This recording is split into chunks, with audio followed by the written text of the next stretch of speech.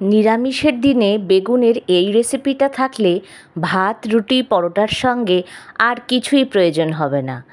এই রেসিপিটা যদি একবার পাতে থাকে যে কোনো কেউই প্রশংসায় পঞ্চমুখ হবে, এটা আমি কথা দিতে পারি। নমস্কার বন্ধুরা, মালয়েশিয়ায় বাঙালিয়ানায় সকলকে আরও একবার স্বাগত জানিয়ে প্রত্যেক দিনের মতন আজও একটি দারুণ স্বাদের রেসিপি নিয়ে চলে এসেছি। আজকের রেসিপি একেবারে সম্পূর্ণ নিরামিষ বেগুনের রেসিপি। চলুন তাহলে কথা না বাড়িয়ে রেসিপিটি দেখে নেওয়া যাক।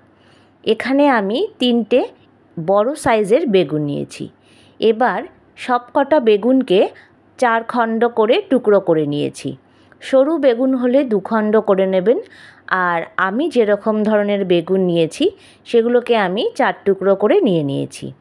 এবার বেগুনটা কাটবার আগে অবশ্যই ধুয়ে নেবেন। তারপরে এর মধ্যে দিয়ে দেব হাফ চামচ পরিমাণে লবণ আর হাফ চামচ পরিমাণে হলুদ। তারপরে বেগুনটাকে ভালো করে মাখিয়ে নিতে হবে, যেন প্রত্যেকটা বেগুনে নুন আর হলুদ সমানভাবে মাখানো হয়, সেই দিকে খেয়াল রাখবেন। বেগুনগুলো মাখানো হয়ে গেলে মোটামুটি আধ ঘন্টা মতন রেস্টে রেখে দিতে হবে। এবার একটা মশলা আমরা তৈরি করব যতক্ষণ বেগুনটা রেস্টে থাকবে। একটা পাত্রে নিয়ে নিচ্ছি 2 চামচ পরিমাণে কালো সর্ষে, 1 চামচ পরিমাণে পোস্ত, আর দেব হাফ চামচ পরিমাণে সাদা জিরে। চাইলে সাদা সর্ষেও ব্যবহার করা যেতে পারে। আর দিলাম সামান্য পরিমাণ লবণ আর 2টো লঙ্কা। এবার এটাকে জল দিয়ে ভালো করে ভিজিয়ে রেখে দিতে হবে। তারপরে একটা স্মুথ পেস্ট তৈরি করে নেব। এবার কড়াই বসিয়ে দিয়ে দিলাম বেশ কিছুটা পরিমাণ সর্ষের তেল। এখানে সর্ষের তেলের পরিমাণটা একটু বেশি লাগবে, যেহেতু বেগুনের সাইজগুলো একটু বড়, তাই তেলটা বেশি দিলে বেগুনটা কিন্তু সম্পূর্ণ ভালোভাবে ভাজা হয়ে যায়। তেলটা ভালো করে গরম হয়ে গেলে একে একে বেগুনগুলোকে ছেড়ে দিতে হবে। তারপর বেগুনগুলোকে উল্টে পাল্টে ভালো করে ভেজে নিতে হবে।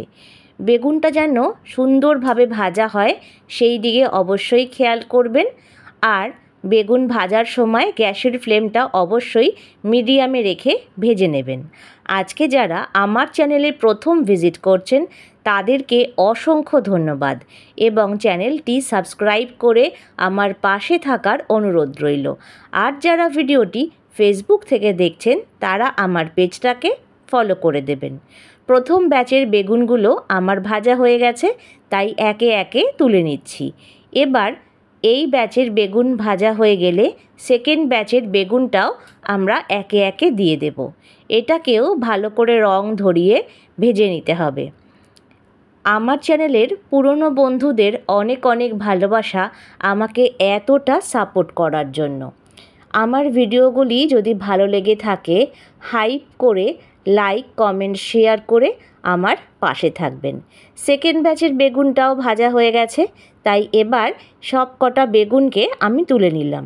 এতটা তেল আমার লাগবে না, তাই কিছুটা তেল তুলে নিয়ে তার মধ্যে দিয়ে দিলাম হাফ চামচ পরিমাণে কালো জিরে আর শুকনো লঙ্কা। এখানে লঙ্কাটা আমি প্রথমে দিতে ভুলে গিয়েছিলাম, তাই পরে দিয়েছি। আর দিলাম একটা বড় সাইজের টমেটো কুচি। টমেটোটাকে তেলের মধ্যে ভালো করে নাড়াচাড়া করে ভেজে নিতে হবে। টমেটো নরম হতে একটু সময় লাগে, তাই গ্যাসটা বাড়িয়ে নিয়ে অবশ্যই টমেটোটাকে একেবারে নরম করে ভেজে নিতে হবে। নাড়াচাড়া করতে করতে দেখবেন টমেটোগুলো একেবারেই নরম হয়ে গেছে, আর খুন্তির সাহায্যে টমেটোগুলোকে একটু ভেঙে দিলে তাড়াতাড়ি হয়ে যায়। তারপরে এর মধ্যে দিয়ে দেব 1 চামচ পরিমাণে চিনি। তেলের মধ্যে চিনি ব্যবহার করলে রান্নার কালার কিন্তু ভীষণই ভালো আসে, তাই সামান্য চিনি দিয়ে টমেটোটাকে নাড়াচাড়া করে ভালো করে ভেজে নিতে হবে। টমেটো ভাজা হয়ে গেলে এবার এর মধ্যে বেটে রাখা সর্ষে পোস্ত পেস্টটা দিয়ে দেব। সর্ষে আর পোস্ত দেওয়ার সময় গ্যাসের ফ্লেমটা অবশ্যই কমিয়ে নেবেন। তারপরে ভালো করে নাড়াচাড়া করে নিতে হবে। সুন্দর রং আসার জন্য দিয়ে দেব সামান্য পরিমাণ হলুদের গুঁড়ো আর দিচ্ছি হাফ চামচ পরিমাণে কাশ্মীরি লঙ্কার গুঁড়ো। তারপরে এটা দিয়েও একটু কিছুক্ষণের জন্য নাড়িয়ে চাড়িয়ে নেব, আর যাতে সুন্দর রং ধরে সেই দিকে অবশ্যই খেয়াল করব।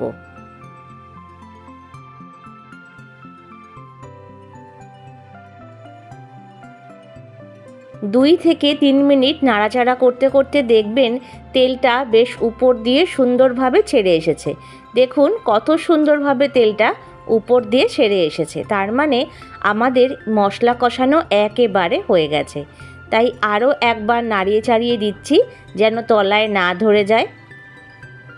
তারপরে এর মধ্যে দিয়ে দেব মিক্সির পাত্র ধুয়ে সামান্য পরিমাণ জল। আপনারা যতটা গ্রেভি রাখতে চান সেই অনুপাতে জলটা দেবেন। আমি একটু বেশি দিয়েছি, কেননা এখানে বেগুনের সাইজগুলো একটু বড় ছিল। এবার একটু নাড়িয়ে চাড়িয়ে নেব, আর ফুটে ওঠা অবধি অপেক্ষা করতে হবে। মাছ মাংস তো আমরা বিভিন্ন রকমভাবেই রান্না করে থাকি, কিন্তু নিরামিষের দিনে কি বানাবো সকলেরই একটা মাথায় চিন্তা থেকে যায়। এইভাবে একবার বানিয়ে দেখুন, বাড়ির সবাই প্রশংসা করতে বাধ্য হবে। এখানে ঝোলটা ফুটে উঠেছে, তাই বেগুনগুলোকে দিয়ে দিতে হবে। বেগুনগুলো দেওয়া হয়ে গেলে এবার বেগুনটাকেও আমরা বেশ সুন্দরভাবে নাড়িয়ে চাড়িয়ে নেব। বেগুন দেওয়ার পরে কিন্তু আমরা বেশিক্ষণ ফোটাবো না, কারণ বেগুনটা না হলে একদমই ঝোলে ঘেটে যাবে আর নরম হয়ে যাবে, তখন কিন্তু দেখতে এবং খেতে একদমই ভালো লাগবে না। সামান্য ফুটে উঠলেই এর মধ্যে দিয়ে দেব কিছুটা পরিমাণ ধনেপাতা কুচি। নিরামিষ দিনের জন্য এটা একদম কম সময়ে চটজলদি তৈরি হয়ে যায়। বাড়িতে থাকা উপকরণ দিয়েই এত সুন্দর বেগুনের রেসিপি তৈরি হয় যেটা বলে বোঝানো যাবে না। আমাদের কিন্তু বেগুন বাহার একেবারে রেডি। চলুন তবে একটা প্লেটে এবার পরিবেশন করে নিই। ভিডিওটা ভালো লেগে থাকলে লাইক, শেয়ার আর কমেন্টস করবেন, আর আমার চ্যানেলের নতুন বন্ধুদের চ্যানেলটিকে সাবস্ক্রাইব করে পাশে থাকার অনুরোধ রইল। আর যারা ভিডিওটি ফেসবুক থেকে দেখছেন তারা আমার পেজটা ফলো করে দেবেন। ভিডিওটি এতক্ষণ দেখার জন্য অসংখ্য ধন্যবাদ। ভাত, রুটি, পরোটার সঙ্গে এই রেসিপিটা ট্রাই করে দেখতে পারেন আমার মতন প্রসেসে বানিয়ে। আর কেমন লাগলো অবশ্যই কমেন্ট বক্সে জানাতে ভুলবেন না। প্রত্যেকে ভালো থাকবেন, সুস্থ থাকবেন, অনেক অনেক আনন্দে থাকবেন।